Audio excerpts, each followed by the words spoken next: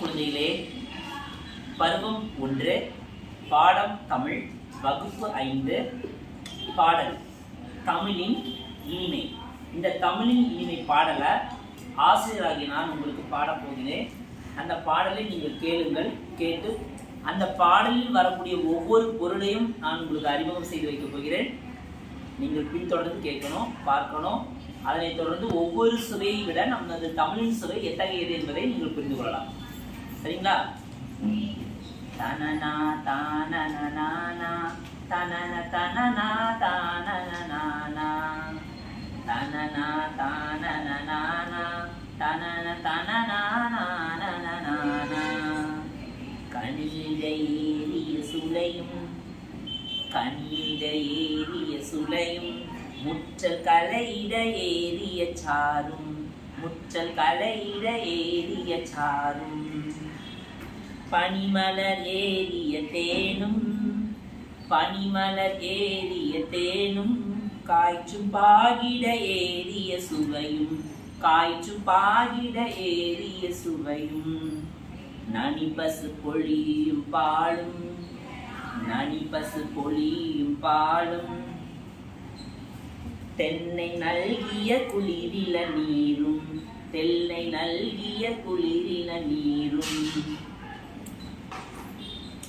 இனியன என்பேன் எனினும் இனியன என்பேன் எனினும் இனியன என்பேன் எனினும் தமிழை என்னுயிரென்பேன் கண்டீர் தமிழை என்னுயிரென்பேன் கண்டீர்.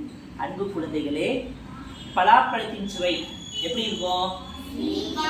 மிகவும் அருமையாக இருக்கும். மாம்பழத்தின் சுவை எப்படி இருக்கும்? மிகவும் அருமையாக இருக்கும். மாம்பழத்தின் சுவையும் மிகவும் அருமையாக இருக்கும். கரும்பு சாறின் சுவை எப்படி இருக்கும்? மிகவும் அருமையாக இருக்கும். காய்ச்சிய பாலின் சுவை எப்படி இருக்கும்? மிகவும் அருமையாக இருக்கும். இளநீரின் சுவை எப்படி இருக்கும்? மிகவும் அருமையாக இருக்கும். தேனின் சுவை எப்படி இருக்கும்? மிக மிக அருமையாக இருக்கும். இவை அனைத்தையும் விட நாம் படிக்கின்ற பாடம் தமிழ், நமது மொழி தமிழ் மொழி இருக்கு இல்லையா, அந்த தமிழ் மொழி மிக மிக மிக மிக இனிமையாக வாய்ந்தது. அதைத்தான் இந்த பாடலை புரட்சி கவிஞர் பாரதிதாசன் என்ன சொல்றார்? பழங்களை காட்டிலும் தேனை காட்டிலும் கரும்புச்சாறை காட்டிலும் நமது தமிழ் மொழி எத்தகையது? மிகவும் இனிமை வாய்ந்த மொழி அப்படின்னு சொல்றாரு. இதற்காக தான் ஒவ்வொரு சுவைகளும் உங்களுக்கு தெரியும்ல. இளநீர் சுவை தெரியும் உங்களுக்கு, மாம்பழத்தின் சுவை தெரியும், அனைத்துமே என்னதான் இனிமையாக இருக்கும். அது போன்றுதான் நாம் படிக்கின்ற பாடம் தமிழானது மிகவும் இனிமை வாய்ந்த மொழி, மிகவும் இனிமை வாய்ந்த மொழி.